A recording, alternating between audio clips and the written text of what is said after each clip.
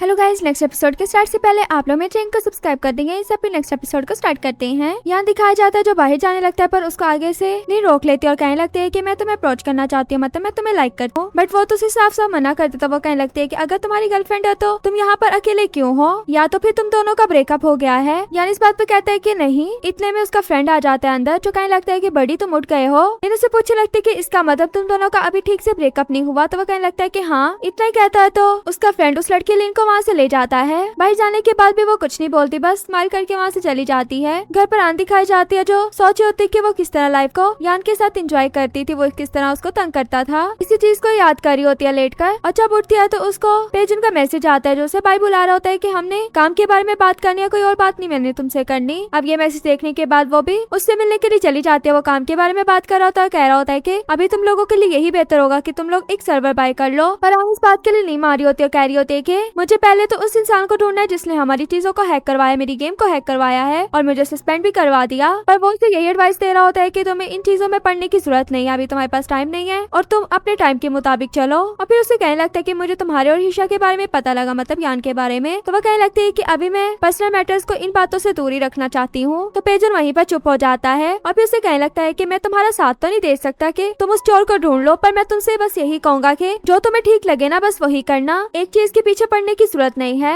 आन तो उसकी बातें सुनने के बाद कहने लगती है कि लगता है आज तो पेजन भी बहुत अच्छी बातें करने लगा है। तो पेजन को तो कोई काम था, वो तो वहाँ से चला जाता है। उसे कहता है कि आराम से खा कर जाना तुम। इधर हमें लिन दिखाई जाती है जिसको पता लगता है कि उनकी गेम की वीडियो के नीचे काफी कमेंट्स वगैरह आ रहे हैं। वो तो देख देख कर खुश हो रही होती है। फिर अपनी टीम के साथ बैठकर रिजल्ट का वेट कर रही होती है कि उनकी गेम कितनी ऊपर गई है। वो लोग तो रिजल्ट का वेट कर रहे होते हैं पर यान तो उनके पास भी नहीं आता, बल्कि हेडफोन्स लगाकर बैठा होता है। अब ये देखकर लिन यान के पास चली जाती है, कहने लगती है कि मैंने तुमसे जो भी बात की उस बात के बाद मेरे दिल को सुकून आ गया कि मुझे तुम्हारे पीछे नहीं जाना चाहिए, क्योंकि तुम्हारे पास ऑलरेडी एक लड़की है। बट थैंक्स, तुमने हमारे साथ हमारे प्रोजेक्ट में इतनी हेल्प की, हमारे हर एक कैरेक्टर को डब किया। उसे थैंक्स वगैरह कहकर जब वो वहाँ से चली जाती है, यान भी मोबाइल देखने लगता है और उसको आन की कुछ पोस्टर वगैरह नजर आती है जिसमें आन ने ये पोस्ट किया होता है कि पहली बार मैंने नेचर की आवाजों को सुना है। और वो जो वीडियो उसने दी हुई थी उस वीडियो को यान सुनने लगता है और उसकी हर एक पोस्ट को काफी अच्छे से सुन रहा होता है। उसको उसके साथ गुजारी हर एक मेमोरी याद आ रही होती है कि किस तरह वो साथ में एंजॉय करते थे, किस तरह यान उसको एक एक चीज के बारे में बताता था। और आन आज बिल्कुल यान जैसे बन चुकी है, किस तरह वो एक दूसरे को सपोर्ट करते थे और यान भी आन को सपोर्ट किया करता था, कभी भी उसको अकेले नहीं रहने देता था। बट अब तो वो उसको अकेला छोड़ आया था। इतने में उसे यिंग की कॉल आती है। यिंग उसे बता रहा होता है कि तुम तो वहाँ पर हो, पर मैं तुम्हें यहाँ की एक बात बताना चाहता हूँ, हमारी जो गेम थी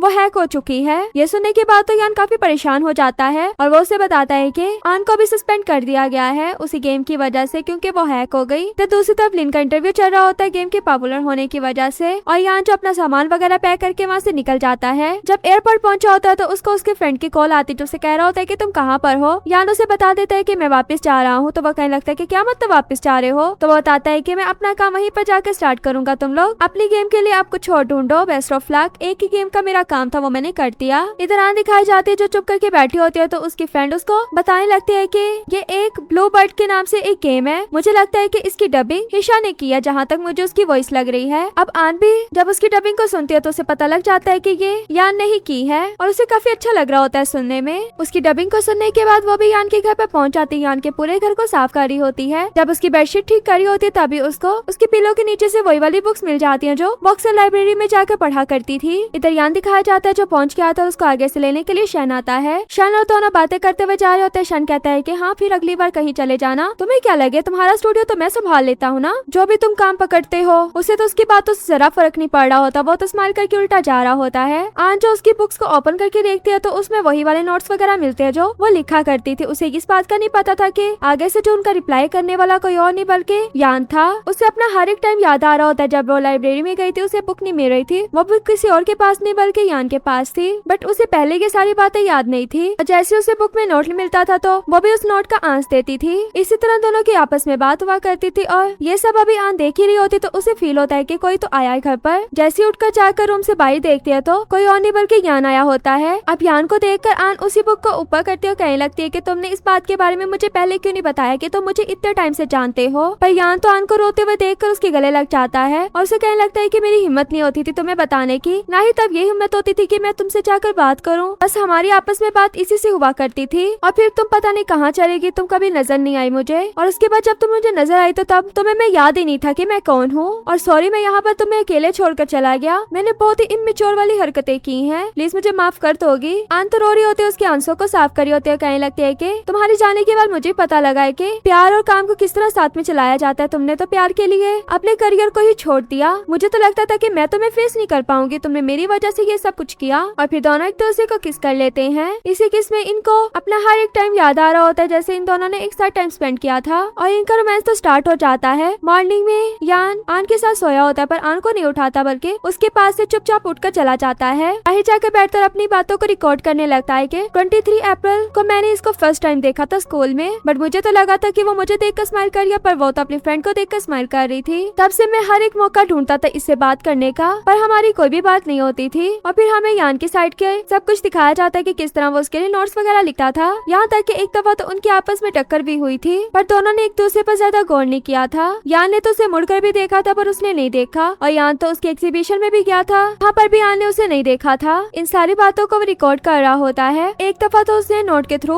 उससे नेम भी पूछा था कि कैसा नेम तुम्हें अच्छा लगता है जो किसी का एक यूनिक नेम हो, तो वो उसे हीशा नेम बताती है। अब हीशा नेम को देखते ही वो फौरन से एक जगह पे कॉल करके बताता है कि मेरा डबिंग नेम हेशा होगा। यहाँ तो उसकी खुशी का ठिकाना नहीं था और फिर दोनों एक दूसरे से सेपरेट हो गए, पर जब दूसरी बार मिले तो वो उसे जानती नहीं थी, पर ये आहिस्ता आहिस्ता एक दूसरे के काफी क्लोज आते गए। यहाँ तक कि यहाँ तो उस लाइब्रेरी में वापस भी जाता और वो जो 2 बुक्स होती है जिसके थ्रू दोनों एक दूसरे से बात करते थे उस बुक को रखना चाहता था, इसलिए सेम टू सेम वैसे 2 बुक्स लेकर आता है। वो बिल्कुल न्यू थी, वो लाइब्रेरी वाली को दे रहा होता है पर वो इस चीज को एक्सेप्ट नहीं कर रही होती, कह रही होती है कि आपको यही बुक्स वापस करनी होगी। तो यान कहने लगता है कि अगर ये बुक गुम जाए तो क्या होता है, तो वो कहने लगता है कि पे करना पड़ता है। अब ये सुनते ही वो कहने लगता है कि इन 2 बुक्स को मैं ले रहा हूँ, उसकी जगह पर ये 2 बुक्स मैं आपको पे में दे रहा हूँ। ये कहकर वो वहाँ से उन बुक्स को ले जाता है और यहीं पर हमारा ये पार्ट भी एंड हो जाता है। वीडियो अच्छी लगे तो वीडियो को लाइक करना।